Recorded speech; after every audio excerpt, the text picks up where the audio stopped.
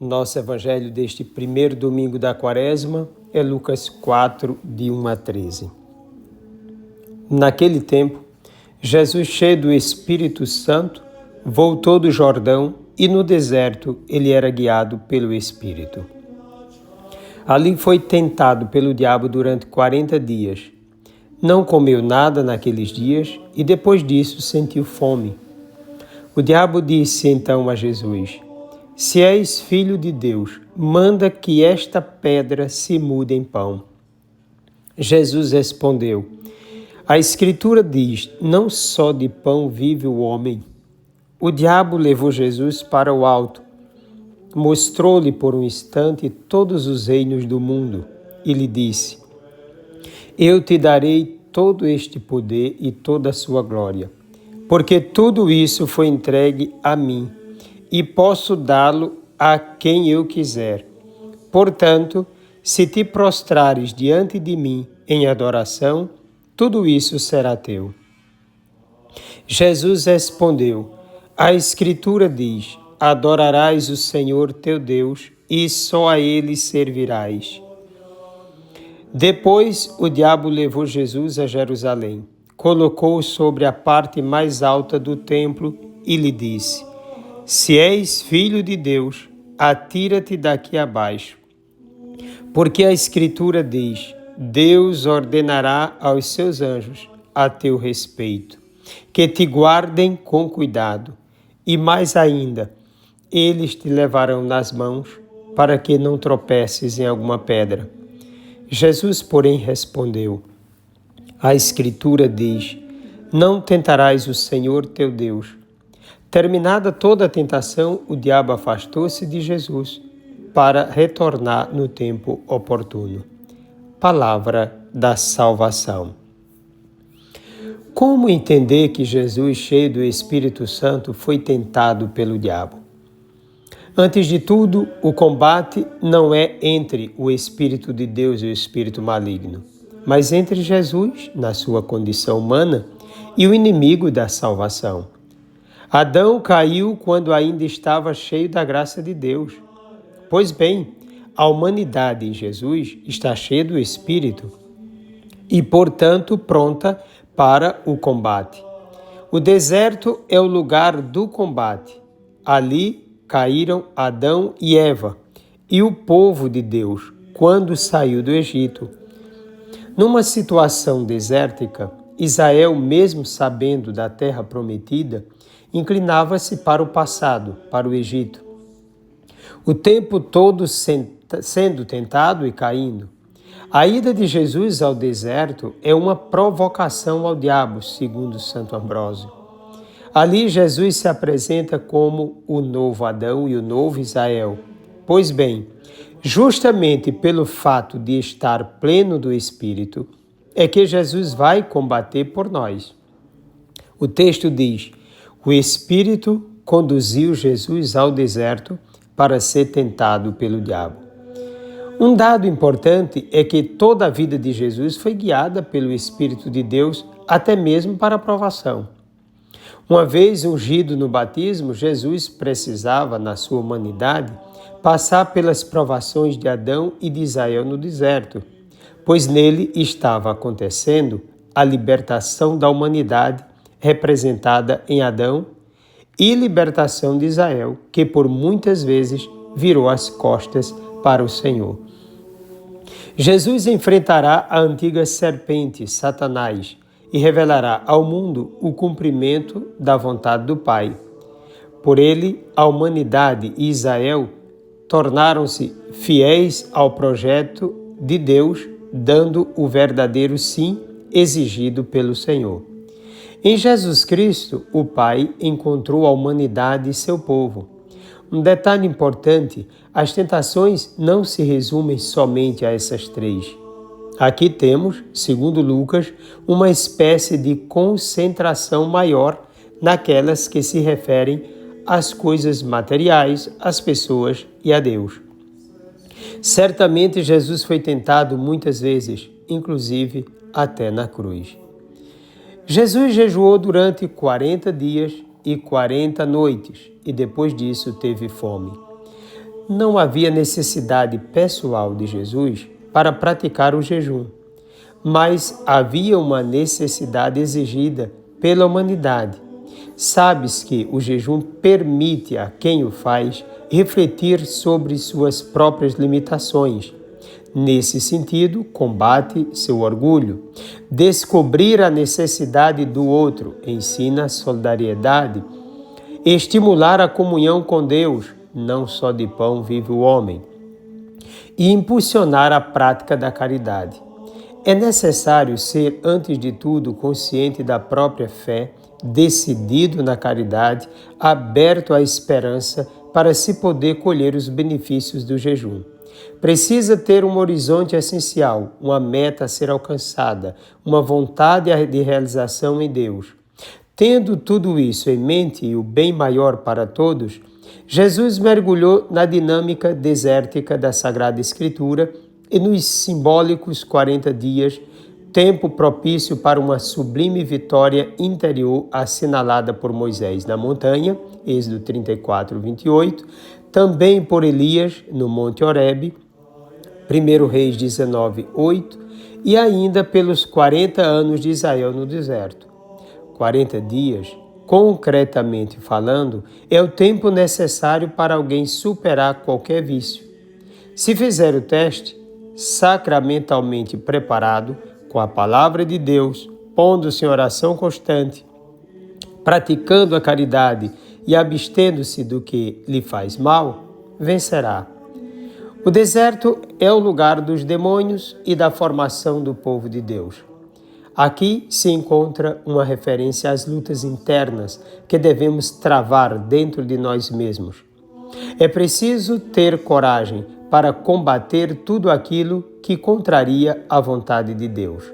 Nossos demônios são todas aquelas coisas que nos animalizam, nos aprisionam à carne, ao mundo, à matéria, ao visível, ao aqui e agora. Satanás age servindo-se como que de um anzol, nele colocando aquilo que nos é mais atrativo, a fim de que, irresistivelmente, caiamos na sua armadilha. Israel caiu nos planos diabólicos, blasfemou contra Deus e ainda quis retornar à escravidão no Egito. Pois é, o diabo procura fazer-nos pensar que nos basta a realização aqui sem Deus. Ilude quanto ao nosso futuro, a glória de Deus, a comunhão eterna. Com grandes raciocínios, inculca-nos a ideia de que é inútil um céu de glória se há tanta miséria na terra. Com isso, ele consegue, em muitos, eliminar o futuro pensado por Deus, tornando-os escravos de uma matéria sem o amanhã.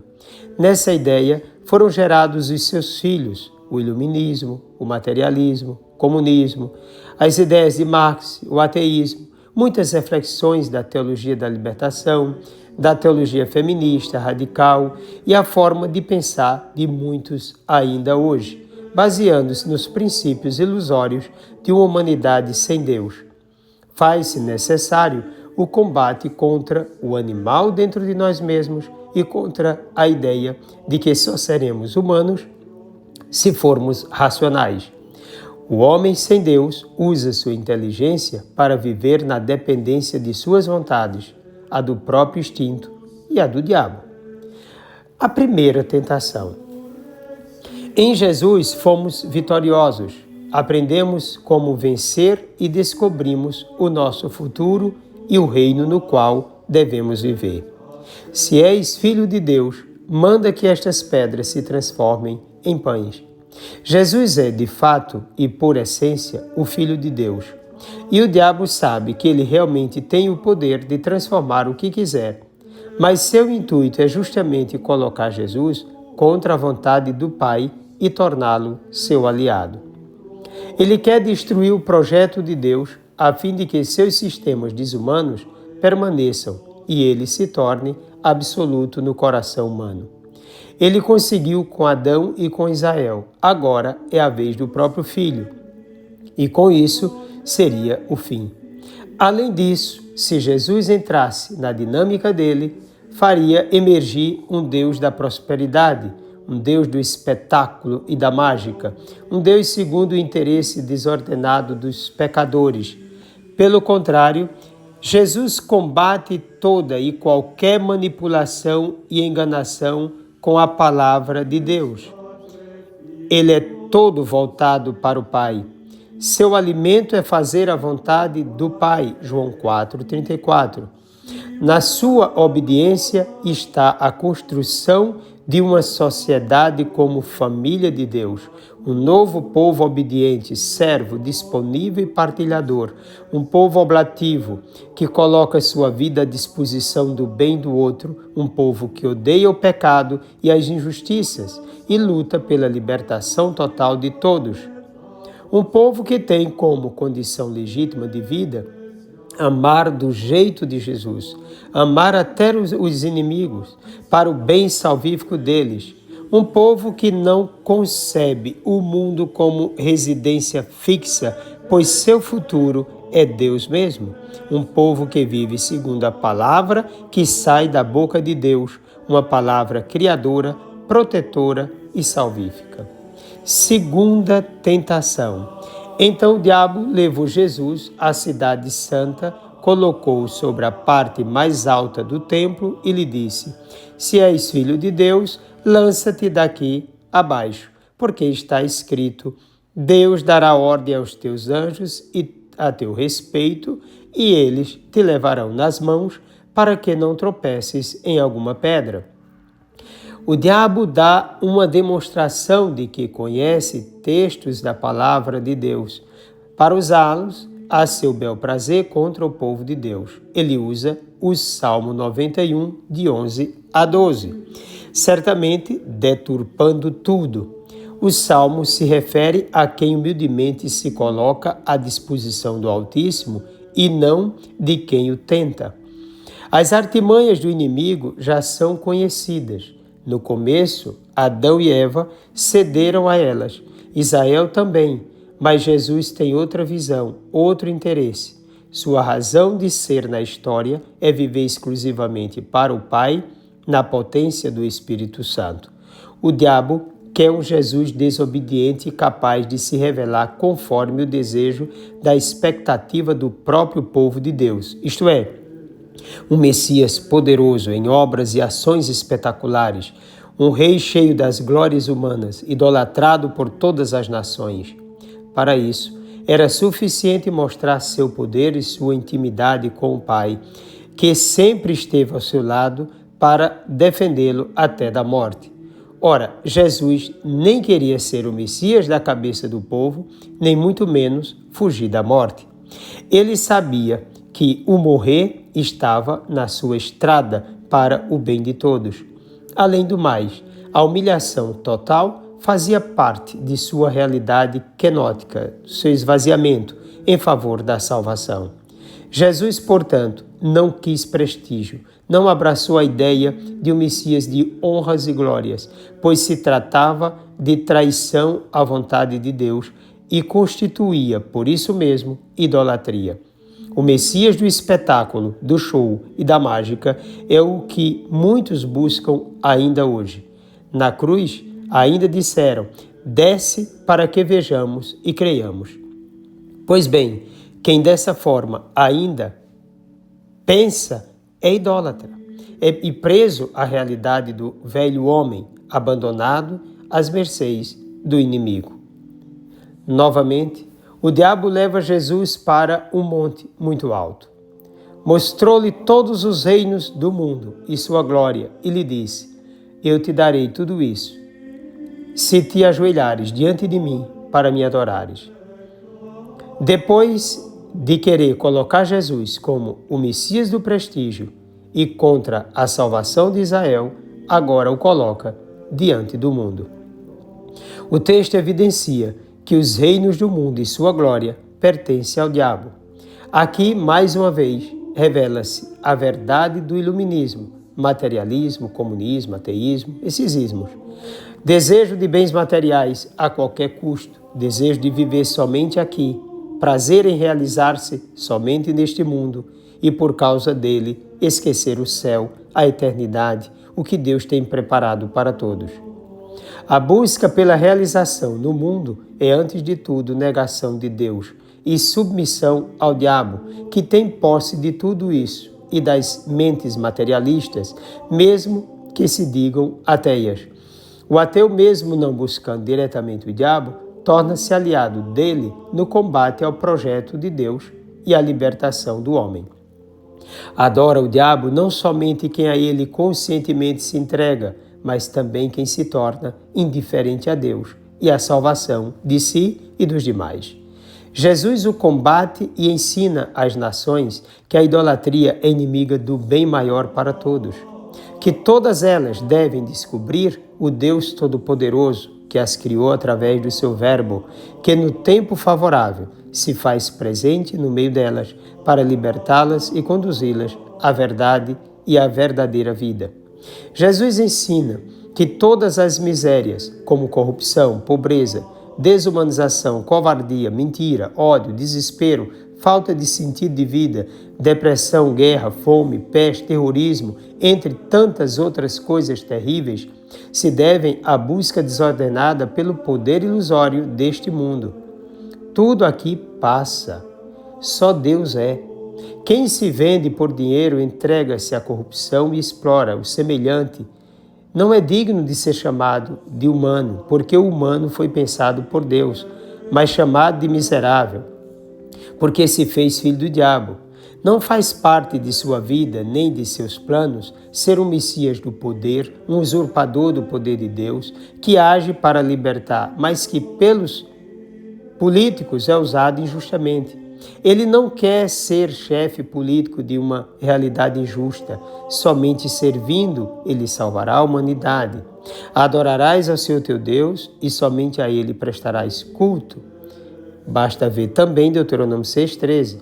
Ou seja, adora verdadeiramente a Deus quem se faz servo no servo, filho no filho, obediente à vontade de Deus até a morte. Jesus, após as tentações, foi servido pelos anjos e tornou-se pronto para a missão evangelizadora.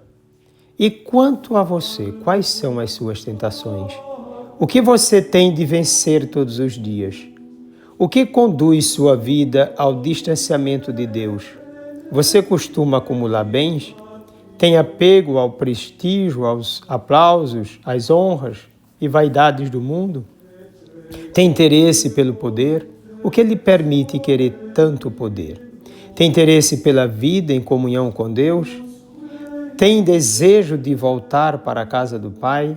Quem ou o que é o seu maior tesouro? Consegue colocar seu prazer na verdade, independentemente da vontade instintiva? Combata você mesmo nesse deserto. Vá em frente. Os anjos de Deus estarão com você. Deus mesmo se fará presente em sua vida. Desça sobre ti a bênção do Deus Todo-Poderoso, Pai, Filho e Espírito Santo. Um forte e carinhoso abraço.